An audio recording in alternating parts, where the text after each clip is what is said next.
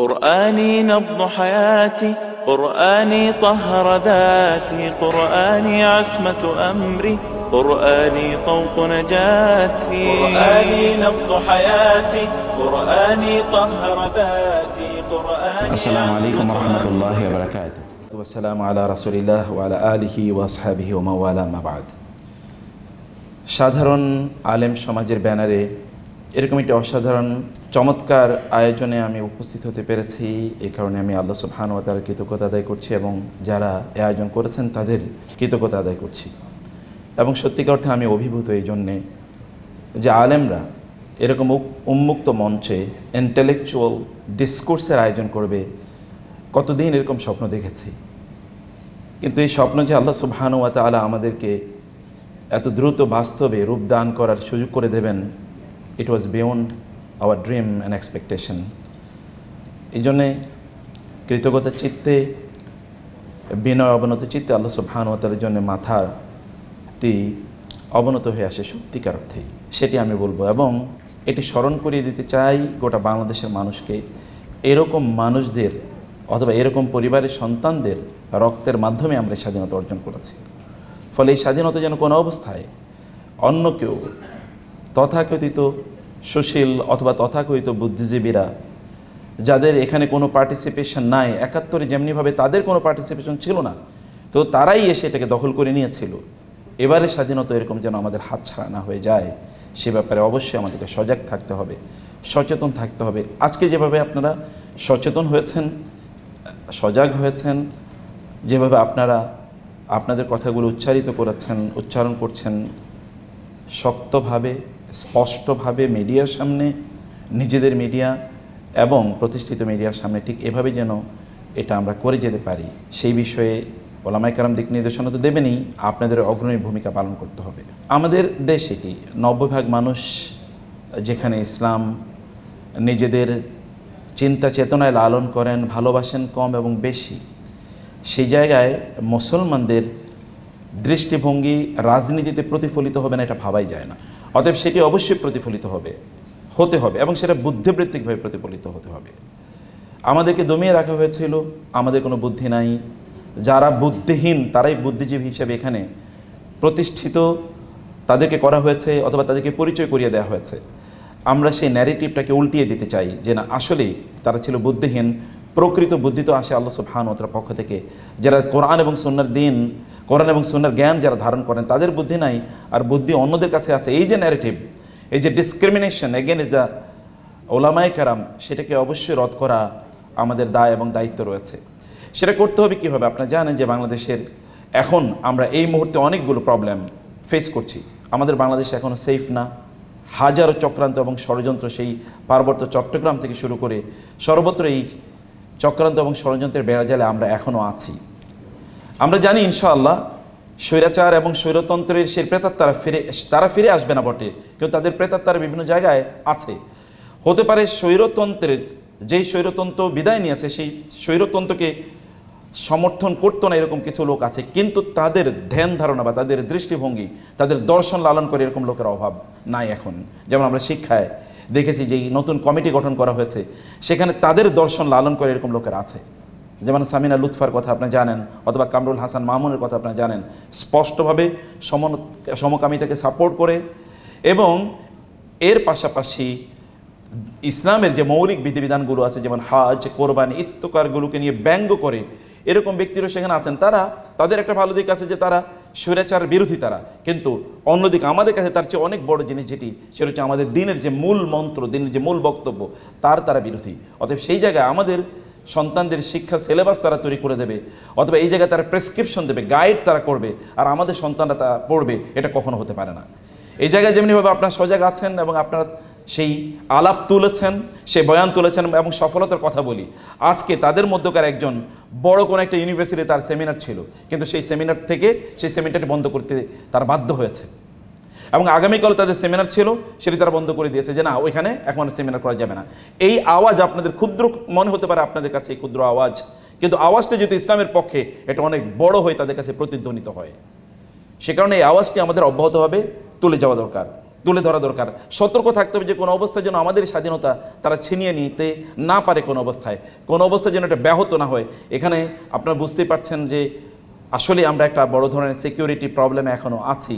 আমাদের যাদের গল্প এতক্ষণ শুনলাম, যেই স্বৈরাচারের সহযোগীদের মাধ্যমে এদের শাহাদাত হয়েছে, তারা কিন্তু এখনও সক্রিয় হয়নি, তারা কাজে জয়েন করেনি অনেকেই, অথবা তারা জয়েন করলে অনেকে তারা সেখানে কাজ করছে না। আমরা যদি আইন প্রয়োগকারী সংস্থার কথা বলি, তারা এখনও কাজে যোগদান করেনি, কারণ হয় ওদের নিয়োগপ্রাপ্ত অথবা তারা বিভিন্নভাবে তারা যে অন্যায় করেছে এই কারণে তারা ভীত সন্ত্রস্ত এরকম একটা অবস্থায় আছে। সেনাবাহিনীর কথাটা আপনারা জানেন যে এখানে স্বৈরাচারের দোসর যারা ছিল এখনও বিভিন্ন জায়গায় তারা সুপ্রিমলি তারা সেখানে অ্যাক্টিভ আছে। অতএব এই জায়গায় ব্যাপার আমাদের আছে, আমাদের সীমান্তগুলো এখনও অনেকটাই অরক্ষিত অবস্থায় বলতে গেলে আছে। ফলে একটা ল অ্যান্ড অর্ডারের একটা বড় ধরনের সংকটের মধ্যে আমরা আছি। আমরা যদি এমন হয় যে ল অ্যান্ড অর্ডার কোথাও বিঘ্নিত হচ্ছে, তাহলে সেখানে যেন আমরা আবার দাঁড়িয়ে যেতে পারি। যেমনিভাবে আমরা জুলাই আগস্টে স্বাধীনতা ছিনিয়ে নিয়ে এসেছিলাম, এই স্বাধীনতা কোনো অবস্থায় যেন ব্যাহাত না হয়ে যায়, এই জায়গায় আমাদেরকে অবশ্যই সজাগ থাকা দরকার, সতর্ক থাকা দরকার। আমাদেরকে অবশ্যই, every human being is political being, আমাদের প্রত্যেকেরই একটা রাজনৈতিক চেতনা আছে, চিন্তা আছে। আমরা প্রত্যেকে বাই ডিফল্ট আমরা রাজনৈতিক মানুষ। অতএব রাজনীতির ধারণা থেকে আমাদের বাইরে যাওয়ার কোনো সুযোগ নেই। শিক্ষাকে যেমনিভাবে আমরা প্রেসক্রাইব করব, গাইড করব, আমাদের রাজনৈতিক কার্যকলাপগুলোকে আমাদেরকে অবশ্যই গাইড করতে হবে। এর বাইরে আরও অনেক কাজ আছে। বৈষম্য তো কেবল এই কেন্দ্রিকই ছিল না, বৈষম্য সবচেয়ে বড় বৈষম্য শিকার হয়েছে আমরা, সত্যি করতে আমরা এখানে যারা আছেন আমরা বড় বৈষম্যের শিকার হয়েছি। এতভাবে বৈষম্যের শিকার হয়েছি, আমরা অর্থনীতি থেকে শুরু করে, শিক্ষা থেকে শুরু করে, সামাজিক অবস্থান থেকে শুরু করে সব জায়গায় তো আমরা বৈষম্যের শিকার ছিলাম। অতএব এই বৈষম্যে আমরা যেহেতু সবচেয়ে বেশি শিকার হয়েছি, বৈষম্য যেন কোনো অবস্থায় কোনো ফর্মেই আবার না আসতে পারে, এটাও আমাদের অবশ্যই দেখা দরকার। আপনাদেরকে বাংলাদেশ যদি আপনাদেরকে গড়তে হয়, তাহলে অনেকগুলো জায়গায় আপনাদেরকে কাজ করতে হবে। নিজেদেরকে যোগ্য করে গড়ে তুলুন, আপনার নিজেদেরকে বুদ্ধিজীবী করে তুলুন, যেন আপনাদের কথা, যেন যারা রাষ্ট্রচিন্তক তারা যেন আপনাদের কথা মাথায় নেয়, যেন ওনারা যে কথা বলছেন সেগুলো আমাদেরকে মাথায় নিতে হবে। প্রেশার গ্রুপ হিসেবে যেমনিভাবে এখন নিজেরা ডেভেলপ করেছেন, কোনো এক জায়গায় আপনার দাঁড়িয়ে গেলে তখন যে মিডিয়াগুলো আপনাদেরকে ফোকাস করতে বাধ্য হয়, আপনাদের কথাগুলো তাদের যে বক্তব্যে বা তাদের রিপোর্টিংয়ে এগুলো রিফ্লেক্টেড হয়। এরকম একটা প্রেশার গ্রুপ হিসেবে নিজকে তৈরি করা, ইন্টেলেকচুয়াল গ্রুপ হিসেবে নিজকে তৈরি করা, ইকোনমিক গ্রুপ হিসেবে নিজকে তৈরি করা। কেবলমাত্র আমাদের চেতনায় যেন না থাকে আমরা চাকরি বাকরি করব, আমাদেরও ব্যবসায়ী হওয়া দরকার। কারণ সকল অর্থ সে ৭১ যেভাবে তারা লুট করেছিল, রেখে যাওয়া পাকিস্তানিদের রেখে যাওয়া সম্পদগুলো তারা লুট করেছিল, ঠিক এরপরেও তারা এখনও যেন তারা আবার লুট না করতে পারে। আমরা ১৬ বছর পর্যন্ত দেখেছি তারা লুট করে কীভাবে বাংলাদেশকে একটা আমরা যদি বলি যে তলাবিহীন একটা ঝুলিতে তারা পরিণত করেছে। এই যে একটা চ্যালেঞ্জ আমাদের কাছে, অর্থনৈতিক চ্যালেঞ্জ আছে, এটাকে ওভারকাম করার জন্য আমাদের অবশ্যই অর্থনৈতিক বিভিন্ন কার্যকলাপে আমাদের জয়েন করা দরকার। শিক্ষার বিষয়ে আমি কেবল বলবো যে এখানে ওলামায়ে কেরামরা আছেন, আমরা শুধুমাত্র মাদ্রাসা শিক্ষার কথাই আমরা চিন্তা করছি না, আমাদের বরং মাদ্রাসা শিক্ষা আমরা হয়তো বা সর্বোচ্চ 1% বা 2% আমরা স্টুডেন্ট এখানে পাচ্ছি বা শিক্ষার্থী এখানে পাচ্ছি, আর 98% শিক্ষার্থী যেই জায়গা থেকে আসে ওইটাকে সংস্কার করার জন্য আমাদেরকে সবচেয়ে উদ্যোগী ভূমিকা পালন করতে হবে। কেউ একজন যেন বলছিলেন যে ফরজে কিফায়ার যে শিক্ষাটা সেটা সেখানে থাকবে না, কারণ আমাদের ছাত্রকে সেখানে পড়বে না, অবশ্যই পড়া দরকার। আমাদের প্রায় 4 লক্ষ মসজিদ আছে, আপনারা জানেন 4 লক্ষ মসজিদে প্রতিদিন যদি 150 থেকে 200 লোক যদি আপনাদের সামনে থাকে, প্রায় 6 থেকে 8 কোটি লোক প্রতিদিন আপনাদের কথা শুনে, এই আলেমদের কথা শুনে। সেখান থেকে আলেমদের কাছে তাদেরকে আসতেই হয় বাধ্যতামূলকভাবে। আমরা যদি বলি যে শিক্ষায় অবশ্যই বাধ্যতামূলক ফরজে আইনের শিক্ষাটা সেখানে রাখতে হবে, যেখানেই তারা পড়ুক না কেন, স্কুলে পড়ুক বা তারা কলেজে পড়ুক, যেখানেই পড়ুক না কেন তাদেরকে এটা শিখতে হবে। তাইলে আমরা আজকে যে সোসাইটিতে আমরা যে কনফ্লিক্টিং দুটো গ্রুপ আমরা দেখতে পাচ্ছি, একদিকে আমরা ধরুন মাদ্রাসা যারা পড়েছে আমাদের চিন্তা চেতনা একরকম, আর ওইখানে যারা পড়াশোনা করেছে প্রায় 98% তাদের মানসিকতা অন্যরকম, এবং তারা আসলে সত্যি করতে সেভাবে ইসলাম বুঝে না। এই যে একটা সংকট আমাদের আছে, এই সংকট থেকে উত্তরণের জন্য শিক্ষাকে কীভাবে আমরা এটাকে রিফর্ম করতে পারি, এই জায়গায় আমাদের ওলামায়ে কেরাম নিশ্চয়ই তাদের একটা বড় কমিটি থাকুক, সেই কমিটি এটা নিয়ে তারা কাজ করুক, এই জায়গায় তারা তাদের প্রেসক্রিপশনগুলো তারা অবশ্যই দেবে। এখানে আমাদের বড় একটা দায় আছে যে আমাদের এই জায়গায় স্বৈরাচার আমাদের সবচেয়ে বড় ক্ষতি করেছে আরেকটি জায়গায়, তা হলো আমাদের সকল প্রতিষ্ঠান ধ্বংস করে দিয়েছে।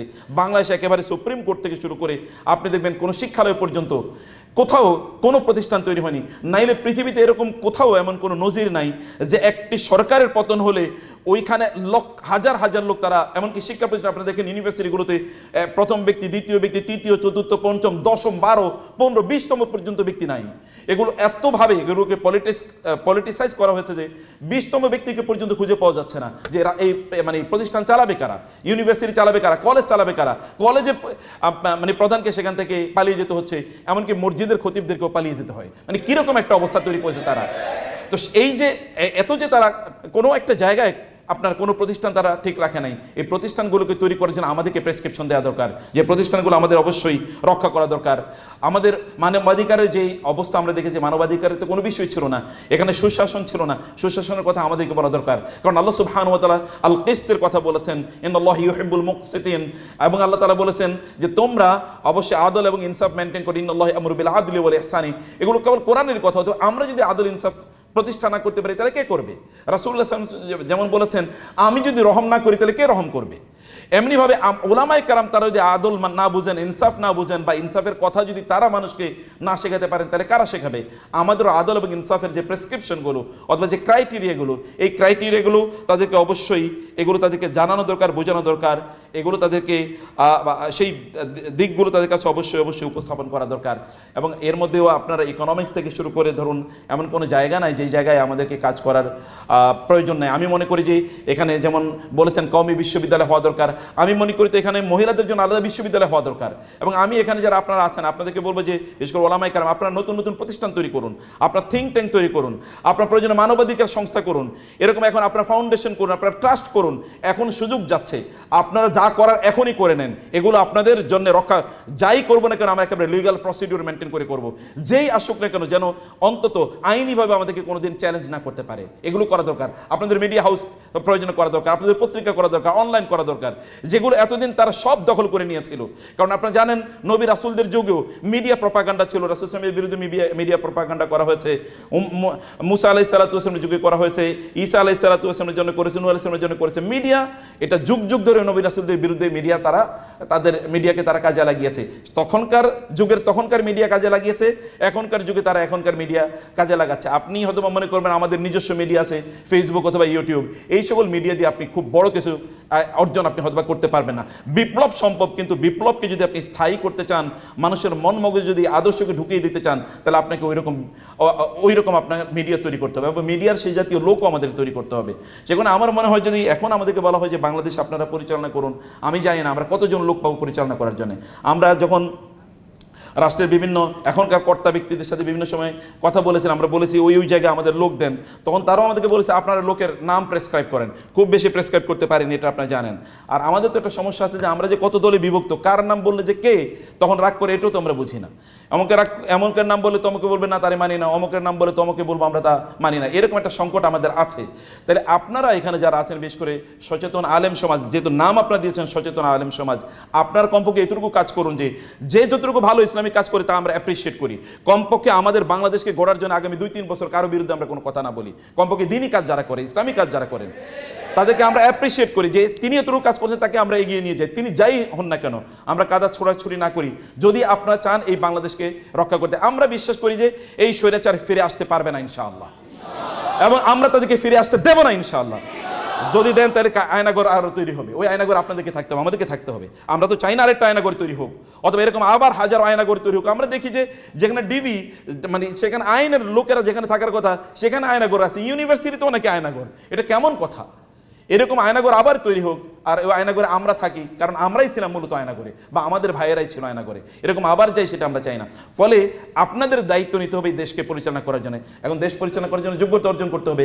রাসূলুল্লাহ সাল্লাল্লাহু আলাইহি ওয়াসাল্লাম তার সবচেয়ে বড় অর্জন কিছু দেখেন না, মুহাম্মাদুর রাসূলুল্লাহ ওয়াল্লাযিনা মাআহু আশিদ্দাউ আলাল কুফফারি রুহামাউ বাইনাহুম তারাহুম রুকআন সুজদান ইয়াবতাগুনা ফাদলাম মিনাল্লাহি ওয়া রিদওয়ানা। সাহাবায়ে কেরামের কথা আল্লাহ সুবহানাহু কি বলেছেন, এবং তিনি বলেছেন ফাআযারাহু ফাস্তাগলাযা ফাস্তাওয়া আলা সুকিহি ইউজিবুজ যুররা লিয়াযগিযা বিহিমুল কুফার। গ্র্যাজুয়ালি নিজকে ডেভেলপ করা। সাহাবায়ে কেরাম যেমন ফসলের মতো যেমনিভাবে গ্র্যাজুয়ালি আমরা ফসলে এখানে বীজ বপন করার পরে যেমনিভাবে গ্র্যাজুয়ালি ডেভেলপ করে আস্তে আস্তে শক্ত হয়, তারপরে ফল দেয়, আপনারাও আস্তে আস্তে গ্র্যাজুয়ালি নিজকে ডেভেলপ করেন। 5 বছর পরে যেন আমরা যদি বলতে চাই যে বাংলাদেশ পরিচালনা করার জন্য এখন 500 জন আলেম দরকার, যেন সচেতন আলেম সমাজ থেকে কমপক্ষে আমরা 200 জন আলেম পেয়ে যাই ইনশাআল্লাহ। সেভাবে আল্লাহ সুবহানাহু ওয়া তাআলা আমাদেরকে তৌফিক দান করুন। জাযাকুমুল্লাহ খায়র, thank you so very much.